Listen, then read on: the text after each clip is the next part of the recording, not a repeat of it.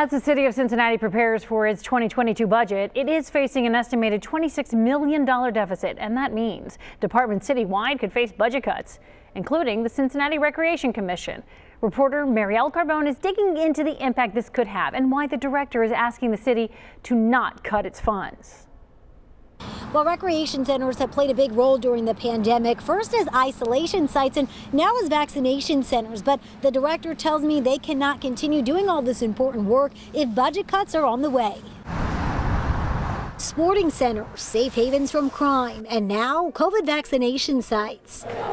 The CRC has really stepped up in this community. Cincinnati's recreation centers continue to pivot, but Director Daniel Betts says it cannot continue to do that without proper funding. CRC is overextended, and if we don't do something to address the fact that we can't be in all 52 communities, we may have to look at consolidating resources. Betts says it's too early to decide just yet, but acknowledges things are tight, with revenue from memberships down 30 to 40% this year due to COVID. Plus, the department also faces about $70 million in deferred maintenance, work like new pool decks to updated green spaces. This is very early in the process. At this point, the city's budget director is asking departments to come up with some plans, seeing how funds can shift or be stretched as he works to build the 2022 budget. And if there is discussion about closing a facility or doing something different, it is merely a brainstorming exercise. For Betts, a potential tax levy could be an answer at some point. If we don't address it,